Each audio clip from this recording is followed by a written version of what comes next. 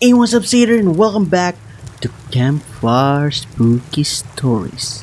So yeah, I didn't realize it. It was already the month of Spooktober, and to start it off or to celebrate it, from now on, starting today, I'm only going to upload scary games. So yeah, why don't we just start off with Campfire Spooky Stories? I think I already read Sisters.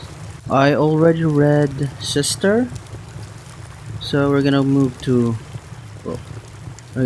Windows. Did I already read Windows? No, not yet. Not yet. Okay, we're gonna start. Okay, hello music. This is the first story. It's titled Window. There was a hunter in the woods who, after a long day hunting, was in the middle of an immense forest. It was getting dark, and having lost his bearings, he decided to head in one direction until he was clear of the increasingly oppressive foliage. After what seemed like hours, he came across a cabin in a small clearing. Realizing how dark it had grown, he decided to see if he could stay in there for the night. He approached and found the door ajar. Nobody was inside. The hunter flopped down on the single bed, deciding to explain himself to the owner in the morning. As he looked around, he was surprised to see the walls adorned with many portraits, all painted in incredible details. Without exception, they appeared to be staring down at him, their features twisted into looks of hatred. Staring back, he grew increasingly uncomfortable, making a concerted effort to ignore the many hateful faces. He turned to face the wall and, exhausted, fell into a restless sleep, face down in an unfamiliar bed. He turned blinking in unexpected sunlight. Looking up, he discovered that the cabin had no portraits whatsoever, only windows. I like that. So spooky. A perfect story for Spooktober. I don't know when Spooktober started, but it's just so fun. It's like Halloween. This second story is called Thanks. It's 3 a.m. and you've been up all night on a horror binge. How lovely. You watch your favorite horror movies, read your favorite scary stories, and even attempted the good old Bloody Mary trick in your mirror. Come closer, you guys, satyrs. Get comfortable, grab a blanket, grab some snacks, because I just have a feeling that this one's going to be good. You stretch and yawn, deciding now is about the time to hit the hay. So you move into your bedroom and lay down to sleep. After a while, however, you realize that you can't get the images of some of the fictional creatures you saw in your TV out of your head. Then why would you do that to yourself? Binge watch and then try to scare yourself with some scary stories and trying to do Bloody Mary. I forgot to put on my glasses to protect my peepers from the harmful UV rays of my monitor. I'm going to hate myself for this tomorrow. You say aloud as you flick your bedroom lamp, knowing that having a nightlight used to help you getting rid of your nightmares as a little kid. Well, personally, I don't like nightlights because they're so dim and they only illuminate a fourth of your room, and for me, that's way more creepy than sleeping in the dark. So yeah, having a nightlight is way more creepy because it adds ambiance, okay? And not the good one, the creepy one. Within minutes, you're close to sleep, snuggled up comfortably under the blankets with your eyes closed and more pleasant thoughts in your mind. That is, until you detect something moving in front of the light, casting a shadow over you. You blink, beginning to turn towards the lamp before a rotting hand grabs hold of your shoulder. Thanks for turning on the light. I wouldn't have been able to find you in the darkness. Ooh, that sends a jolt of chills down my spine. I love it. Because you may never know who's that standing right behind you. This one is called instant messaging. It all started on the 14th night of March, the night of my parents' 20th wedding anniversary. It was a wonderful sunny day if memory serves, surprisingly warm for before the beginning of spring. The beautiful weather was perfect for the atmosphere of the day. Being married for 20 years is obviously a momentous occasion for my parents. So my parents had booked a table at our favorite Italian restaurant. It was 5:33, and I was just straightening my tie when my phone went off. I received a message. I checked the message. It was from my mom.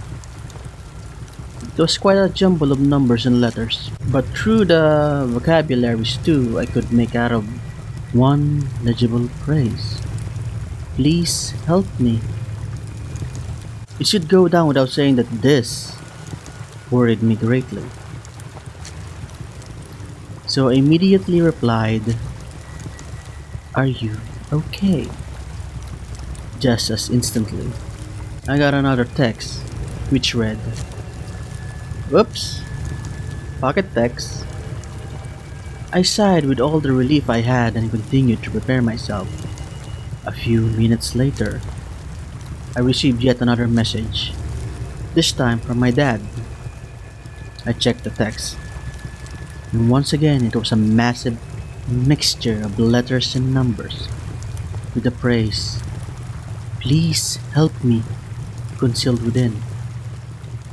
Creepy though this was, my dad was always a joker, so I presumed he was just joking around, pulling my leg, until I was sent another text saying, "Oops, pocket text." Now this was sus, and sparked panic. Pure, unmistakable panic. Exactly half a minute passed when I received the exact same two messages from my sister. This could not be coincidental. It just couldn't. In a state of sheer anxiety, I started to run to the restaurant. I made it about half a quarter of the way before I was stopped by a police officer. "Main roads closed," he said. "Huge car crash." This was the exact moment I realized just what had happened. I demanded to see the wreckage, a request which I was surprised was allowed. When I got there, it wasn't the remnants of the car that caught my eye, nor the flames billowing from the destroyed vehicle. No, I was horrified to see the lifeless corpse of my mother, father, and sister.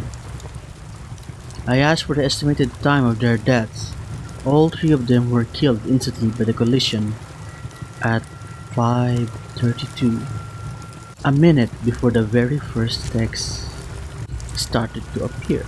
Okay, if I'm going to have my own opinion of this, I think the creepy part is not receiving text messages from the dead. It's the message itself. It said, "Please help me." Why were they asking for help? It, it can only imply that they were in a lot of pain. You just don't know what. Was it from the car crash or something worse? We may never know because we haven't died and got resurrected back into the world of the living. Okay, I already read Darkness in the Rear View, so I'm going to go back to this. But I read Snap before. Oh wait, I forgot to list. Okay, BRB. This fourth one is called Snap. Every month, the beautiful woman would come drop her film off at the camera store to get it developed. He didn't know her name, but she was the most beautiful woman he had ever seen. He was also a wonderful photographer. It made his day when he got to develop her photos.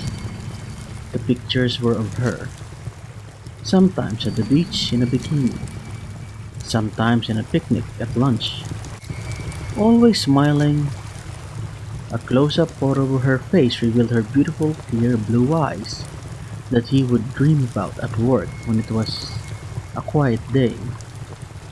That's a bit too creepy. Having a stranger fantasize about you. Yep, very creepy. One time the naked, unless you're into that.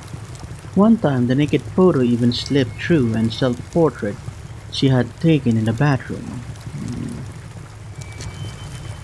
This was before digital cameras and there was no way to delete the photos off the roll because in film you had to cut it off if you want to delete it. But who would go through the hassle? But of course, as he suspected, this one was put in just for him to see. Okay. This is starting to sound more creepy than spooky. We kept it. One month, a man started appearing in all her pictures. This man was smiling too, and hugging her in many of the photos. Sometimes at the beach, sometimes at a picnic. He didn't like that, so he got rid of all of the photos with this other man in them. After this, she didn't get her photos developed there anymore. And I'm guessing the creepy dude got fired.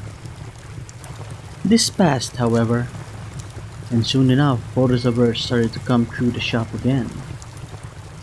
The man she was with didn't appear in the photos anymore, and she doesn't smile as much anymore. Did they break up?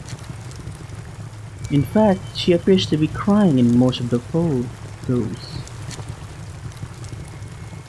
Most of the pictures are taken from an outside glass window, and the only close-up now of her beautiful eyes is when they're closed and she's fast asleep. Wait, what? Okay. What I'm getting from this is that the woman broke up, and of course she would be crying all the time. But the creepy shop owner, well, he stalks her and even takes pictures of her when she's asleep. Okay, this is the last story. It's called 403, another time one. It was 403. Oh, hello, music. In the morning, and I woke up screaming. It was my dream. In my dream, I watched everyone I ever knew or loved be killed by the creature. It had a short, fat body. Oh. And long, slender arms. Nope, I don't have long, slender arms. Which ended with claws that looked more like swords than claws. Its eyes were slits that glowed red in the darkness, and its teeth were long like horns. Okay, that's pure nightmare fuel, and sharp like steak knives. I see. It looked at me before it killed them, and laughed each time before it ripped apart my loved ones with its sharp claws. How had it found us? It tricked me into letting it into my home. By mimicking the voice of my father, it couldn't come in without permission. It told me after it ripped my mother's heart. Nosferatu? The dream ended with the creature laughing its evil cackle and slowly walking towards me, dragging its claws on the floor. I screamed and sat up. I was in my room, in my bed, safe again. 403. I hear a knock on the door. I froze up instantly. Tommy? I heard you screaming. Are you alright? I heard my mother say. What a relief. Mom's here. I'm fine, Mom. Just a bad dream, I replied, the relief washing over me. Okay, honey. I got you a glass of water. Do you want it? Mom said back to me. Sure. Come in, I said. And as those words left my mouth, I remembered that it was September and I had moved back into my college dorm 3 weeks ago. That's definitely Nosferatu.